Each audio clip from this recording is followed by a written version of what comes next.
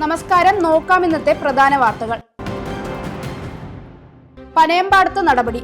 സംയുക്ത സുരക്ഷാ പരിശോധനയ്ക്ക് പിന്നാലെ റോഡിൽ ഡിവൈഡറുകൾ സ്ഥാപിച്ചു. പനയപ്പാടം അപകടവളവ് നവീകരണം വൈകാതെ പൂർത്തിയാക്കുമെന്ന് ഗതാഗത മന്ത്രി. ഹൈവേ അതോറിറ്റി പണം തന്നില്ലെങ്കിൽ പോലും സംസ്ഥാന സർക്കാർ പണം മുടക്കും. ഓട്ടോ സ്റ്റാൻഡ് മറുവശത്തേക്ക് മാറ്റും. മരിച്ച കുട്ടികളുടെ കുടുംബത്തിനുള്ള ധനസഹായം മുഖ്യമന്ത്രിയുമായി ആലോചിച്ച ശേഷം ഡ്രൈവർമാരുടെ ലൈസൻസ് സസ്പെൻഡ് ചെയ്യുമെന്നും ഗതാഗത മന്ത്രി. ഭരണഘടനാ ചർച്ചയിൽ ഭരണഘടനയുടെ ചെറുപതിപ്പ് കൈയിലേന്തി പ്രസംഗം. നവീന ഇന്ത്യയുടെ രേഖയാണ് ഭരണഘടനയെന്ന് രാഹുൽ. ജാതി സെൻസസ് നടപ്പാക്കണമെന്ന് ഭരണഘടനാ ചർച്ചയിൽ രാഹുൽ. സവർക്കറെ മുൻനിർത്തി വിമർശനം. ഭരണഘടനയ്ക്കെതിരായ സവർക്കറുടെ വാക്കുകൾ ആയുധമാക്കി രാഹുൽ. ഇന്നും ബിജെപിയുടെ നിയമസംഹിത മനുസ്മൃതിയാണ്, ഭരണഘടനയല്ല. രാഹുൽ ഗാന്ധിയുടെ സവർക്കർ വിമർശനം കാപട്യമെന്ന് നിഷേകാന്ത് ദുബൈ. ഇന്ദിരാഗാന്ധി സവർക്കർ ട്രസ്റ്റിന് പണം നൽകിയിട്ടുണ്ട്. രാഹുൽ ഗാന്ധി മുത്തശ്ശിയോട് മാപ്പ് പറയണമെന്നും നിഷേകാന്ത് ദുബൈ. കുട്ടിയായപ്പോൾ സവർക്കറെ പറ്റി മുത്തശ്ശിയോട് ചോദിച്ചിട്ടുണ്ടെന്നും രാഹുൽ. ബ്രിട്ടീഷുകാരോട് മാപ്പിടുന്നയാളെന്ന് ഇന്ദിരാഗാന്ധി പറഞ്ഞുവെന്നും രാഹുൽ. കേസ് റദ്ദാക്കില്ലെന്ന് ഹൈക്കോടതി.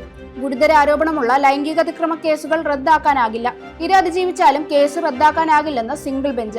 മകളുടെ പരാതിയിൽ പിതാവിനെതിരായ കേസ് റദ്ദാക്കണമെന്നായിരുന്നു ആവശ്യം. പ്രായപൂർത്തിയാകാത്ത മകൾ ഉന്നയിച്ച പരാതി ഗൗരവകരമാണെന്നും കോടതി. അമ്മയുടെയും കുട്ടിയുടെയും കളവായിരുന്നുവെന്നാണ് പ്രതിയുടെ വാദം. ആരോപണം ഗുരുതരമായതിനാൽ വിചാരണ നേരിടണമെന്നും കോടതി.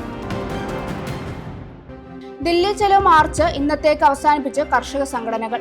സംഘർഷത്തിൽ 17 പേർക്ക് പരിക്കേറ്റെന്ന് നേതാക്കൾ. കർഷകർക്ക് നേരെ പ്രയോഗിച്ചത് രാസവസ്തു അടങ്ങിയ വെള്ളമാണെന്ന് പരാതി. ഹരിയാന പോലീസിന്റെ നടപടിയിൽ ഒരാൾക്ക് കാഴ്ച നഷ്ടപ്പെട്ടെന്ന് കർഷകർ. പ്രതിപക്ഷത്തെയും വിമർശിച്ച് കർഷക സംഘടനകൾ. പ്രസ്താവന മാത്രം നടത്തി ഓടിപ്പോകാതെ ആവശ്യങ്ങൾ നടപ്പാക്കാൻ ഇടപെടണമെന്നും കർഷക സംഘടനകൾ. സംസ്ഥാന സർക്കാരിനെതിരെ കേരള ഗവർണർ.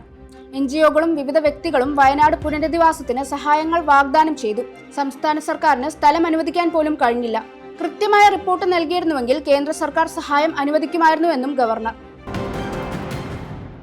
കേന്ദ്രത്തിനെതിരെ പ്രതിപക്ഷ നേതാവ്. കേന്ദ്രം പണം തരാതിരുന്നത് പ്രതിഷേധാർഹമെന്ന് വി.ഡി. സതീശൻ. കേന്ദ്രത്തിന്റേത് കേരളത്തെ പരിഹസിക്കുന്ന നിലപാട്. രക്ഷാപ്രവർത്തനത്തിന് പണം ചോദിക്കുന്നത് പരിഹസിക്കുന്നതിന് തുല്യം. പ്രധാന വാർത്തകൾ സമാപിച്ചു. നന്ദി, നമസ്കാരം.